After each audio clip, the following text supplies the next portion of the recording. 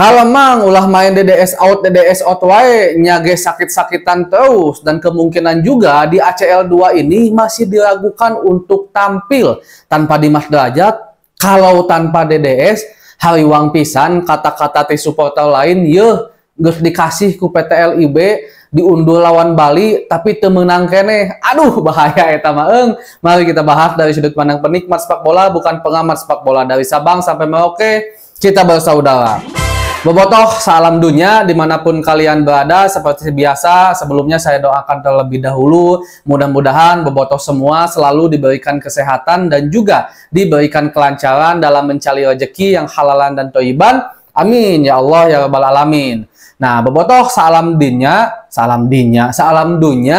sudah dipastikan kalau Dimas Derajat tidak akan bermain sampai penyisihan grup ini. Bisa main lagi mungkin nanti kalau Persib Bandung lolos ke 16 besar karena hukuman nanduk pemain Singapura tanya kalau pamit lepat mah pas ngelawan Lion City itu muncul salah mah intinya mah dapat hukuman lah di AFC. Nah David Da Silva juga kemarin kan baru sakit tuh saat lawan Borneo, nggak bisa bermain karena sakit tapi udah mulai latihan lagi dan sekarang juga memang dibawa ke Thailand. Nah, tapi bobotoh harus kita ketahui kalau sebenarnya David Da Silva ini belum dalam 100% fit.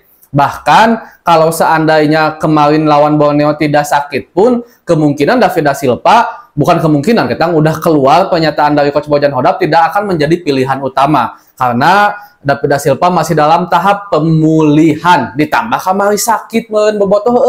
Jadi sepertinya David akan bermain saat melawan Port FC ini di ACL 2, tapi kayaknya nggak akan main 90 menit. Jika seperti itu, otomatis Persib tanpa striker murni deui bobotoh di ACL 2 ini. Tidak adanya Dimas dan juga David Da Silva yang kemungkinan ya, ini menurut prediksi saya yang kemungkinan tidak akan bermain penuh. Nah, tinggal nanti tidak akan bermain penuh itu apakah dimasukkan di babak kedua atau main dari menit awal tapi digantikan di babak kedua. Nah, itu yang kita belum tahu. Cuman saya yakini David Da Silva tidak akan main 90 menit untuk sementara ini karena memang situasinya yang belum memungkinkan daripada tambah parah engke geuing deui teu bisa main lama, lebih baik tong dipaksakeun, kurang lebih seperti itu. Apalagi Coach Bojan Hodak ini memiliki karakteristik selalu tidak memaksakan pemain jika dia sakit, jika kondisinya belum fit, jika dia kecapean baru pulang dari timnas,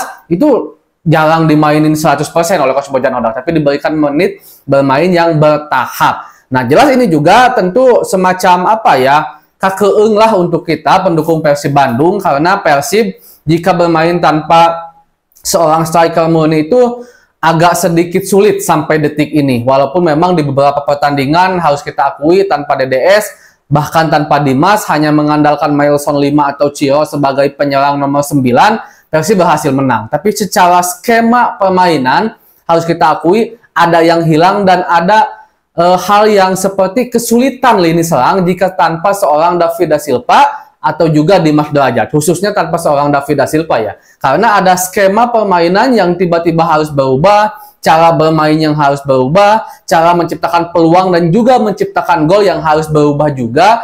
Biasanya kalau ada David Da Silva, skema permainan Persib itu biasanya lebih tenang, lebih bisa terukur dari lini pertahanan dan lini tengah karena punya seorang striker yang memang bisa dibilang sempurna di depan. David Da Silva itu yang sempurna banget. Dia jago reading the ball, kuat pegang bolanya sehingga ketika melakukan skema serangan balik, bola dikasih ke David Da Silva, David bisa lindungi bola tuh. Entah lindungi bola dengan membalikkan badan agar nanti di passing kembali ke second line yang udah mulai maju, atau juga dia dribble sendiri, dia acak-acak sendiri, dia masak sendiri bolanya, dia ciptakan peluang, dia kecot hiji dua tilu pemain lawan, nendang, cipta sebuah peluang, bahkan gol. David Da Silva juga jago kalau seandainya bola itu disimpan di kakinya tepat, atau juga dikasih bola lambung untuk lari, atau juga dikasih ke kepalanya.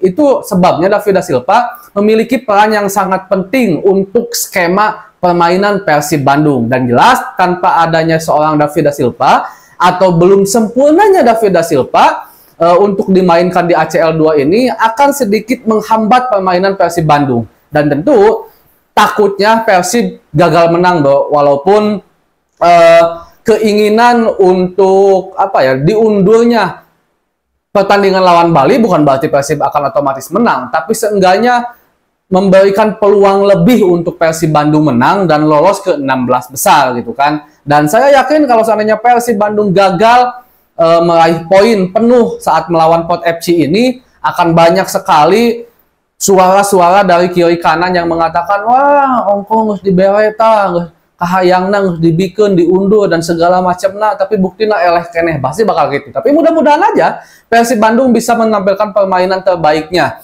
bisa benar-benar konsentrasi. Coach Bojan Hodak memiliki strategi yang baik, karena sebenarnya kalau dari segi permainan, semua tim yang ada di grup Persib, entah itu Zhejiang atau juga Port FC, sebenarnya nggak terlalu hebat-hebat amat, biasa-biasa aja, bahkan bisa dibilang hampir seimbang lah gitu kan, nggak ada di atas Persib, kalau di atas pun paling hanya sedikit, dan Port FC juga sekarang ada di posisi 3 Liga Thailand, sementara kita ada di posisi 2 runner-up Liga Indonesia. Ya mudah-mudahan aja Persib Bandung bisa menaklukkan Port FC, karena kalau seandainya kita takluk justru dari tuan rumah, ya udah otomatis kita akan kehilangan kesempatan untuk bisa lolos ke 16 besar. Tapi kalau seandainya kita menang melawan Port FC, ada lagi napas, ada lagi langkah untuk kita bisa lolos ke 16 besar, asalkan menang juga di nantinya di laga selanjutnya melawan Zhejiang yang akan dilaksanakan di Bandung, di Indonesia. Nah, mudah-mudahan aja ada strategi jitu, walaupun tanpa seorang Dimas Derajat, bahkan kemungkinan ya, ini Boboto masih kemungkinan, tanpa seorang David da Silva, Persib bisa menampilkan permainan terbaik. Tapi kalau menurut saya sih pilihannya cuma dua, antara Mailson 5 atau Ciro Alves yang akan disimpan sebagai pemain posisi nomor 9. Tapi jika dilihat di 2 pertandingan terakhir, sekarang Mailson 5 udah jarang dimainkan sebagai posisi nomor 9. Dia diposisikan sebagai seorang winger. Yang jadi masalahnya, entah itu Mailson 5, bahkan sekelas Ciro Alves pun, kalau dia ditampilkan sebagai penyerang posisi nomor 9, itu agak kehilangan arah.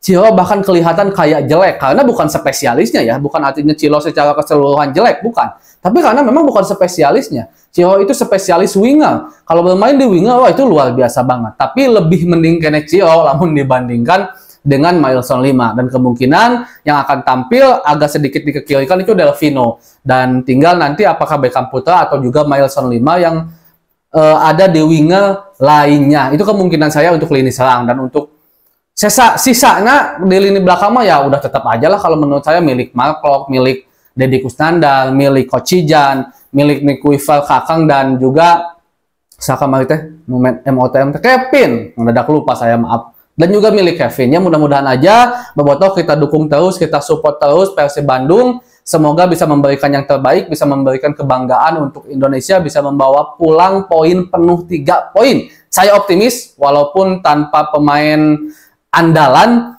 salah satunya Dimas dan kemungkinan David da Silva, tapi saya optimis Persib bisa meraih poin penuh. Segitu dulu pembahasan hari ini. Assalamualaikum.